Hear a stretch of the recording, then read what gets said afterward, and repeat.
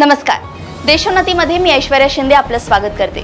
बघूया प्रदेशच्या आजच्या टॉप 10 बातम्या। उद्धव ठाकरे यांनी शिवसेना गटाची 17 उमेदवारांची यादी जाहीर केली आणि महाविकास आघाडीत भूकंप झाला। त्यानंतर काहीच वेळात वंचितच्या प्रकाश आंबेडकर यांनी देखील 9 उमेदवारांची यादी जाहीर केली आहे। आंबेडकर यांनी 2 जागांवर काँग्रेसला पाठिंबा दिलाय, तर 6 जागांवर काँग्रेस ठाकरे गटाविरोधात उमेदवार जाहीर केले आहेत। तर दुसरीकडे उद्धव ठाकरेंनी चर्चा अपूर्ण असतानाच आपल्या 2 जागांवर उमेदवार जाहीर करून आघाडी धर्माला गालबोट लावल्याचे आरोप काँग्रेसने केले आहेत। उद्धव ठाकरे यांनी शिवसेना गटाची 17 उमेदवारांची यादी जाहीर केली। यावर आता एकनाथ शिंदे गटाकडून प्रतिक्रिया आली आहे। ठाकरे गटाच्या यादीवर शिंदे गटाचे शिवसेनेचे खासदार राहुल शेवाळे यांनी टीका केली आहे। ज्या लेटर हेडवर यादी आली त्यावर बाळासाहेबांचे नाव छोट्या अक्षरात आहे। बाळासाहेबांचे नाव स्वतःच्या नावात देखील लिहिलेले नाही। सभेत हिंदू बोलण्याऐवजी राष्ट्र म्हणाले। ही यादी ट्विटरच्या माध्यमातून जाहीर करण्यात आली। त्यात अनिल देसाईंचे नावही नव्हते, ते देखील ट्विटरवरून दिले। ही पराभवाची मानसिकता असल्याची टीका शेवाळे यांनी केली आहे। ठाकरे गटाने आज लोकसभेच्या उमेदवारांची यादी जाहीर केली आहे। पहिल्या यादीत शिवसेनेने 17 उमेदवार जाहीर केले आहेत, तर वंचित बहुजन आघाडीनेही 9 उमेदवारांची यादी जाहीर केली। वंचितने परस्पर शिवसेनेबरोबरची युती तोडल्यामुळे संजय राऊतांनी संताप व्यक्त केलाय। त्यांनी यावरून प्रतिक्रिया दिली आहे। संजय राऊत म्हणाले की आम्ही क्षमतेपेक्षा जास्त जागा वंचित बहुजन आघाडीला देण्याचा प्रयत्न केला। 5 जागा त्यांना आधीच दिल्या, गरज पडल्यास 6वी जागा देण्याचेही ठरले होते। प्रकाश आंबेडकर यांनी 9 उमेदवार जाहीर केले असतील तर हे महाराष्ट्राचे आणि डॉक्टर बाबासाहेब आंबेडकर यांनी निर्माण केलेल्या संविधानाचे दुर्दैव आहे, असं देखील संजय राऊत म्हणाले। लोकसभा निवडणुकांची सर्व पक्षांकडून जोरदार तयारी सुरू आहे। वंचित बहुजन आघाडीचे प्रमुख प्रकाश आंबेडकर यांनी आज महाविकास आघाडीला धक्का दिला। स्वबळावर लढण्याची घोषणा करत पहिली यादी जाहीर केली आहे। दरम्यान मराठा आरक्षणाचे मनोज जरांगे पाटील यांच्यासोबत लोकसभेबाबत चर्चा झाल्याचे आंबेडकर यांनी सांगितले। याबाबत आता मनोज जरांगे पाटील यांनी प्रतिक्रिया दिली आहे। प्रकाश आंबेडकर यांनी काय भूमिका मांडली हे मी पाहिलं नाही। आमची भूमिका 30 तारखेला जाहीर होणार आहे। आमच्या बैठकीत निवडणूक लढवायचे हे पक्का आहे। आता आम्ही गावागावातील मराठा लोकांचे मत मागवले आहे, यावर आता आमचं पुढचं ठरणार आहे, असं जरांगे म्हणाले आहेत। देशात लोकसभा निवडणुकीचं बिगुल वाजलंय। त्यात पहिल्या टप्प्यातील जागांसाठी आज उमेदवारी अर्ज भरण्याचा शेवटचा दिवस होता। राज्यात पूर्व विदर्भातील अनेक जागांवर महायुती आणि महाविकास आघाडीकडून उमेदवारी अर्ज भरण्यात आले। रामटेकची जागा शिवसेना उद्धव बाळासाहेब ठाकरे गटाने काँग्रेसला सोडली, परंतु तिथे उद्धव बाळासाहेब ठाकरे गटाच्या सुरेश साखरे यांनी बंडखोरी करत अपक्ष उमेदवारी अर्ज भरलाय। उमेदवारी अर्ज भरल्यानंतर साखरे म्हणाले की हक्कासाठी अर्ज भरला असून कुणी बंडखोरी म्हणत असेल तर ती मान्य आहे।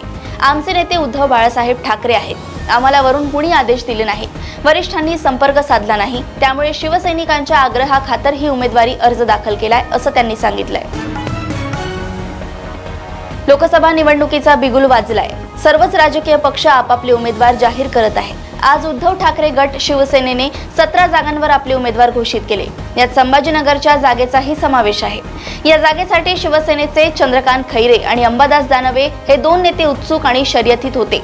अखेर या जागेसाठी अंबादास दानवे यांना डावलण्यात आले आणि चंद्रकांत खैरे यांच्यावर सलग 6व्यांदा विश्वास दाखवत त्यांना उमेदवारी देण्यात आली आहे। यानंतर आता अंबादास दानवे यांच्या संदर्भात भाष्य करत आम्ही ऑफर देणार नाही, त्यांनी मागणी केली तर त्याचा निश्चित विचार केला जाईल, अशी अप्रत्यक्ष ऑफरच शिवसेना शिंदे गटाचे नेते संजय शिरसाट यांनी दानवे यांना दिली आहे। शिवसेना ठाकरे गटाने आज लोकसभा निवडणुकीची पहिली यादी जाहीर केली आहे। संजय राऊत यांनी बाळासाहेब ठाकरेंच्या आशीर्वादाने लोकसभेची पहिली यादी जाहीर करत आहोत असं म्हणत त्यांनी 17 नावं जाहीर केली।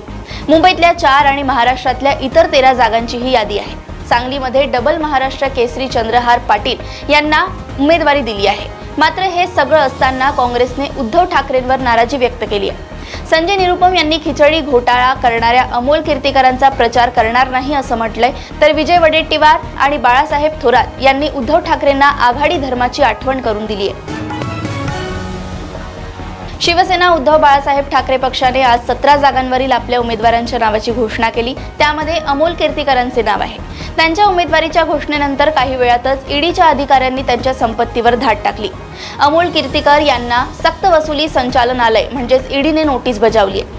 ईडी अधिकाऱ्यांचे एक पथक अमोल कीर्तीकर यांच्या बंगल्यावर पोहोचले असून झाडाझडती करण्यात आली। मात्र याबाबत तक्रार करते भाजप नेते किरीट सोमय्या यांनी ट्विट करून हिशोब तर द्यावाच लागेल असे म्हटलंय।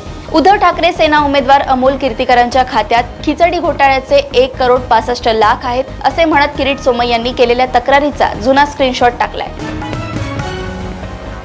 मनसे अध्यक्ष राज ठाकरे यांनी मागच्या आठवड्यात सोमवारी दिल्लीत जाऊन केंद्रीय गृहमंत्री अमित शहा यांची भेट घेतली होती।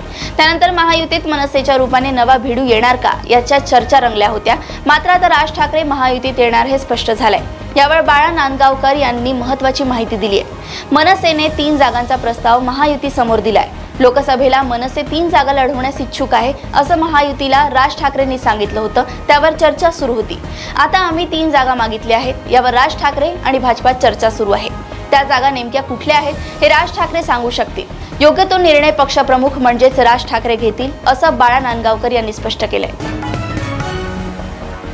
भाजपची उमेदवारी गृहीत धरून प्रचाररथ वेगाने पुढे नेणाऱ्या खासदार नवनीत राणा यांच्या प्रयत्नांना महायुतीमधून मिळालेले आव्हान आणि भाजपच्या स्थानिक नेत्यांच्या उघड विरोधामुळे खीळ बसली आहे। बच्चू कडूंनीही विरोधाची धार तीव्र केल्याने राणा दाम्पत्याची चहू बाजूंनी कोंडी झाली आहे। बच्चू कडू यांनी मुंबईत मुख्यमंत्री एकनाथ शिंदे यांची भेट घेतली। नवनीत राणा या जर उमेदवार असतील तर प्रहारचा महायुतीतून भाग पडण्याशिवाय पर्याय राहणार नाही असा निर्वाणीचा इशाराच बच्चू कडू यांनी दिल्याने राणांच्या अडचणी वाढल्या आहेत। दुसरीकडे नवनीत राणा यांना उमेदवारी देऊ नका अशी मागणी भाजपच्या 20हून अधिक पदाधिकाऱ्यांनी उपमुख्यमंत्री देवेंद्र फडणवीस आणि भाजपचे प्रदेशाध्यक्ष चंद्रशेखर बावनकुळे यांच्याकडे गेली आहे।